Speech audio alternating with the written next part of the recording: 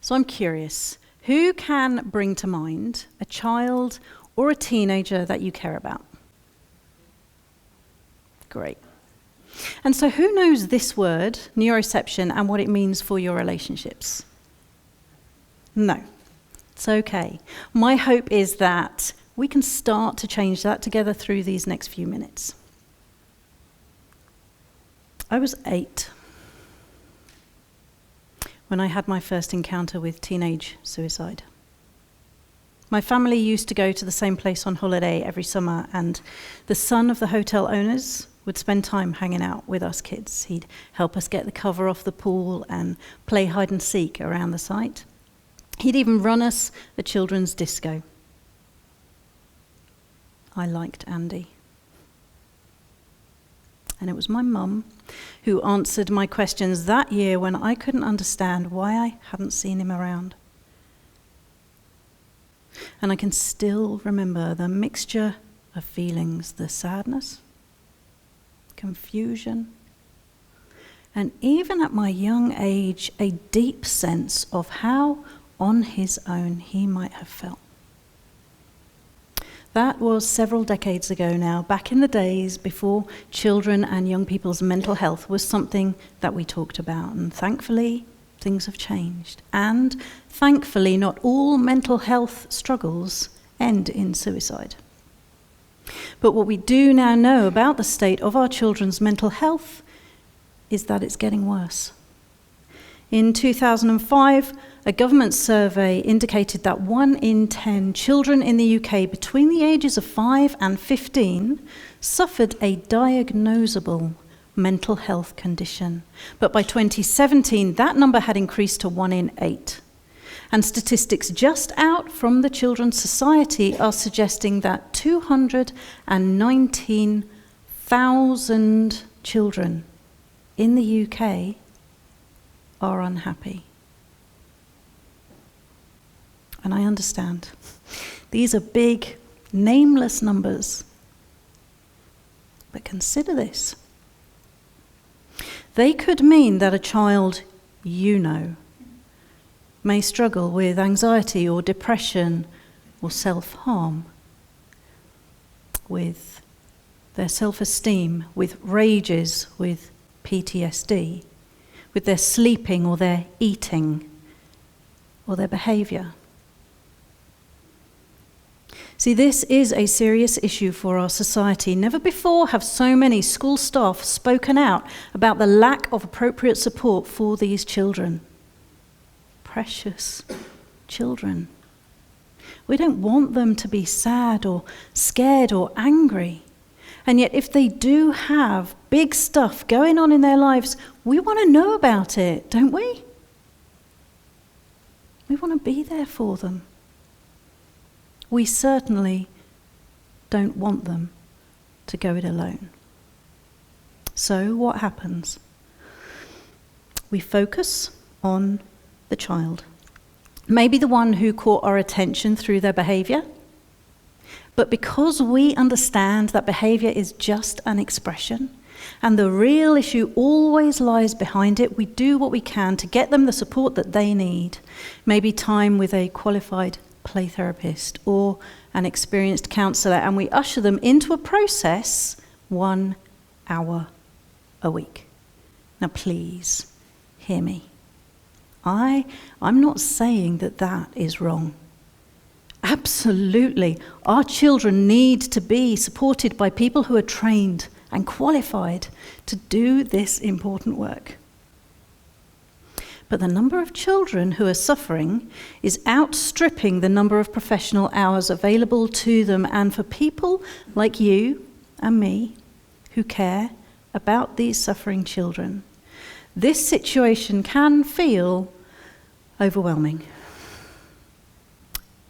And it's easy for us to feel like there is just nothing that we can do. I love this quote. Our greatest natural resource is the minds of our children. And if it's true, and I think it might be, then surely we need to find new ways of understanding this situation so that we can better support our children moving forward. Don't you think? I believe there's something crucial that we're missing. As a trauma specialist supporting individuals and primary schools, the work of Dr. Stephen Porges has become foundational to my approach. He's an incredible scientist and researcher, and through his understanding of how our brains and our bodies work together through our nervous system, he developed polyvagal theory, a theory that has been widely embraced by the scientific community and featured in hundreds upon hundreds of peer-reviewed papers. He created this term, neuroception.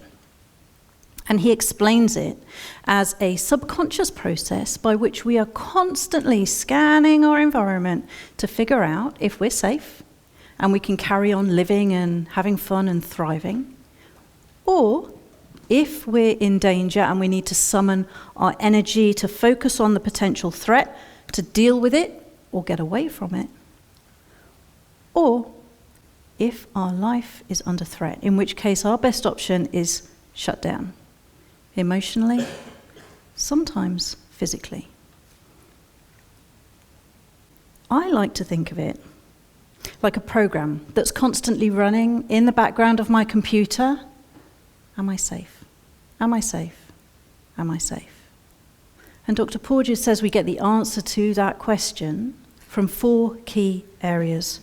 From what's going on in our environment, from how we're being communicated with, because nobody likes to be shouted at or shamed, from what's happening inside our own body. You could think our blood sugar levels or how tired or thirsty or in pain we might be, and from the state of the nervous system of the person that we're with. Well, those first 3 are all pretty obvious, eh? But what about that 4th one? The state of the nervous system of the person that we're with. What does that mean in real terms? It means that you came in here today and instantly knew if you felt totally comfortable sitting beside that stranger next to you. And it means that you can instinctively know that now is not a good time to have that conversation with your boss about your potential raise, or that conversation with your partner about putting the rubbish out again. And it means that you know for you there are just some people you love being around because you can just be yourself. And there are other people tolerate. See, we all live this every day. But what does it have to do with our children and their mental health? Well, you know how we say to our children, whatever is going on for you, if there's anything bothering you at all, you can come to me and tell me anything? I have to tell you, this neuroception thing means that they won't. No matter how many times you've told them, and no matter how sure you are that they will, because they've promised, they won't. They just won't. Not if they detect that your nervous system is activated. Maybe you're angry or anxious or stressed or shut down. You see, some of us, we're okay most of the time, but then we suddenly get wound up. But we can calm ourselves down again. And some of us, we're really scared about friends and family and finances and what might happen in the future, and then it doesn't. And so we can calm down again. But some of us, we have lived so long with our nervous system in our danger response or our shut down response, maybe from stuff that happened to us way back when we were kids, that this activated state in our nervous system has become our normal and we don't even realize. But our children detect it. And their subconscious neuroceptive radar tells them, don't go too near, do not be vulnerable. It's not safe with them right now.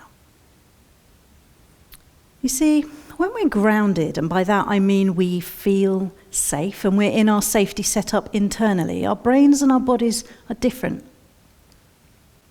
Our heart rate is slower, our breathing is deeper, our muscles are more relaxed, and when we smile with our eyes as well as our mouths. And people of all ages detect that we're safe for them. And it's only when I am grounded and in my safety setup that all of my brain works well. And I can listen and be logical. And I can make choices and make eye contact. I can empathize and I can sit with another person's emotional pain without having to react to it myself. There are many ways to do this, to bring our nervous system down into this calmer, more grounded, safe state. But please, don't be fooled into thinking that it's always easy. You know, to start with, it requires us to tune in to what's going on inside us. And that can take real effort and focus to stop just living in our heads and reconnect with what's actually going on inside our body. But it's worth it. Preparing dinner for her family of 5 was one of Natalie's most stressful times in the day, and I don't know if you can maybe relate to that. But she chose to start by preparing her body before she began with the food. And she noticed that unusually, her 10-year-old daughter just started coming in the kitchen and just hanging out, wanting to be with her, to chat and to help.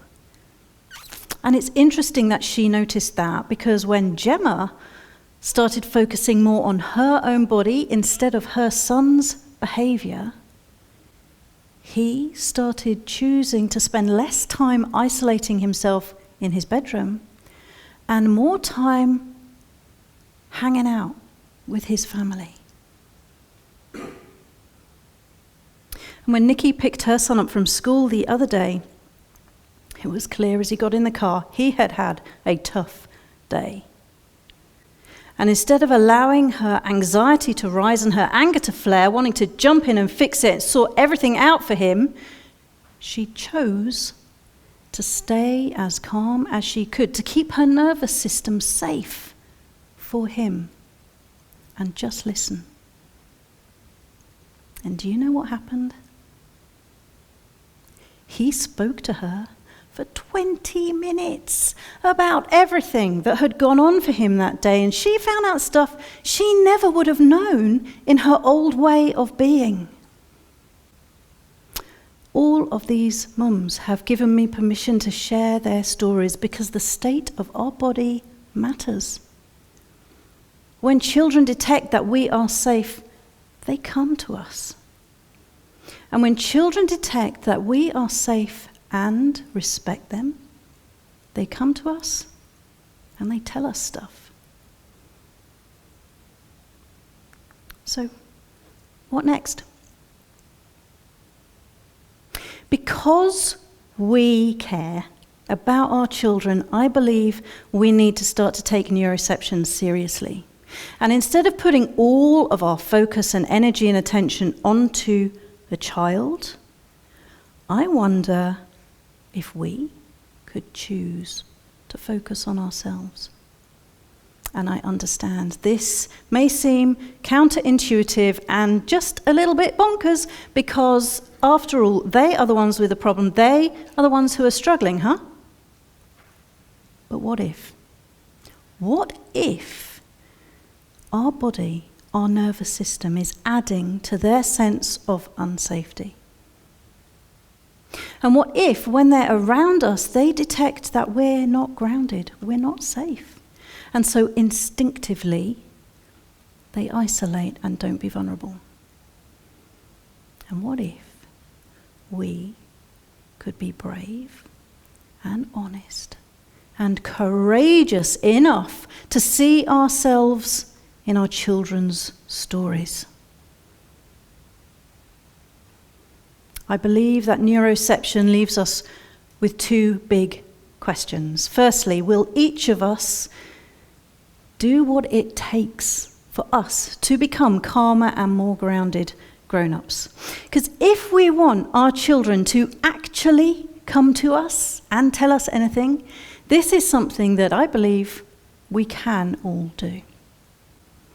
And will we work to reduce the cultural and community factors that are stressing out the nervous systems of the adults that our children are spending their time around? Imagine. Become a more grounded grown-up, and you may be the one they choose to tell when they're being bullied. You may be the one they find solace with when their world is sad or mad. And you may be given the gift of a young heart and mind feeling safe with you. And who knows, one day you may help save a life.